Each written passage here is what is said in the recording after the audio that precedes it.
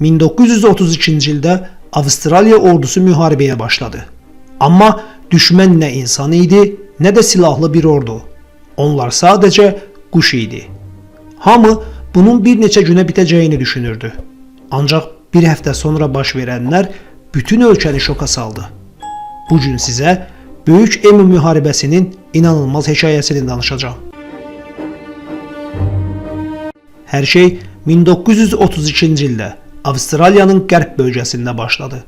Birinci Dünya müharibəsindən qayıdan keçmiş əsgərlərə hökumət tərəfindən əkin sahələri verilmişdi. Lakin Böyük Depressiya dövründə buğda qiymətlərinin düşməsi fermerləri çətin vəziyyətə saldı. Vəziyyəti daha da pisləşdirən isə daxili köç edən təxminən 20.000 emu quşu oldu. Quraqlıq səbəbi ilə qida axtarışında olan emu quşları əkinçilərin tarlalarına hücum edib məhsullara böyük ziyan vurdu. Fermerlər çarəsiz qalıb Avstraliya Müdafiə Nazirliyindən kömək istədilər. Avstraliya hökuməti radikal qərar qəbul edərək emulara qarşı hərbi müdaxilə etmək qərarına gəldi. Bununla da Mayor Meredith'in komandanlığı altında 2 əsgər, 10.000 güllə və 2 ədəd Lewis pulemyotu bölgəyə yollandı. Əməliyyatın məqsədi emu sürüsünə nəzarət etmək və fermerlərin məhsulunu qorumaq idi. Əməliyyat əvvəlcə uğurlu alınsa da, emuların gözlənilməz müqaviməti və hərəkətliliyi səbəbindən hərbiçilər çətinliklərlə üzləşdilər. Emular cəld və dağınıq şəkildə hərəkət edərək pulemyotlardan qurtula bilirdi. Əməliyyatın ilk bir neçə günündə cəmi bir neçə yüz quş öldürülə bildi. Hətta bir dəfə pulemyotu yük maşının arxasına quraşdırsalar da, yolun kələ-kötür olması və quşların sürəti səbəbindən hədəfi vura bilmədilər. Bundan əlavə, emuların bir çoxu güllə yarası alsa da, qaçmağı bacarıb və tez bir zamanda yenidən toplanırdı. Hərbiçilərin səylərinə baxmayaraq, emu sürüsü azalmadı və hətta daha böyük müqavimət göstərirdi. Bu əməliyyat artıq mətbuatın diqqətini çəkməyə başlamışdı. Avstraliya qəzetləri bu hadisəni gündəmin əsas mövzusuna çevirmişdi.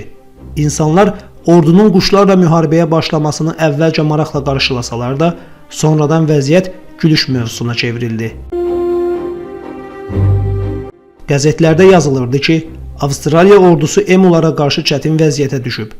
Bəzi jurnalistlər hətta zarafatla bildirirdilər ki, emular sanki hərbi taktika bilir və ordudan daha ağıllı davranırlar.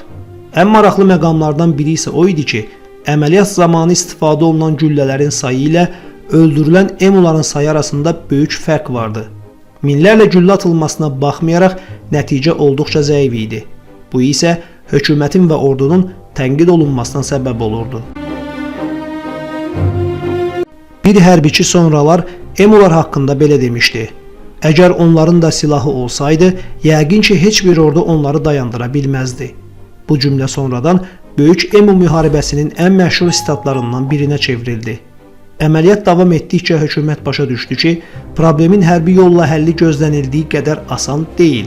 Çünki emuların sürətli hərəkəti və böyük ərazilərə yayılması ordunun işini çətinləşdirirdi. 1933-cü ilin dekabrında ordu rəsmən geri çəkildi. Yekun hesabatda 986 quşun öldürüldüyü bildirilsə də, emu sayına demək olar ki, heç bir təsir göstərilməmişdi. Nəticədə əməliyyat dayandırıldı. Bu qərar ictimaiyyətdə böyük səs-küy yaratdı. İnsanlar ilk dəfə idi ki, bir dövlət ordusunun quşlara qarşı başladığı əməliyyatı uğursuz şəkildə dayandırdığını görürdülər.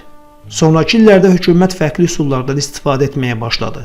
Uzun hasarlar çəkildi, fermerlərə dəstək proqramı verildi və emu ovuna görə mükafat sistemi tətbiq olundu.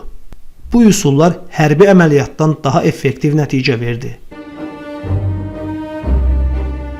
Bu hadisə illər keçsə də insanların yaddaşından silinmədi. Bugün Böyük Emu müharibəsi haqqında sənədli filmlər çəkilir, kitablar yazılır və internetdə milyonlarla insan bu hadisə haqqında videolar izləyir. Çünki bu hekayə bir şeyi sübut edir. Bəzən ən güclü texnologiya və ən böyük ordular belə təbiət qarşısında aciz qala bilir. Onlar müharibəni quşlara qarşı başlamışdılar, amma tarixdə insanların yaddaşında quşlarla bacara bilməyən ordu kimi qaldılar.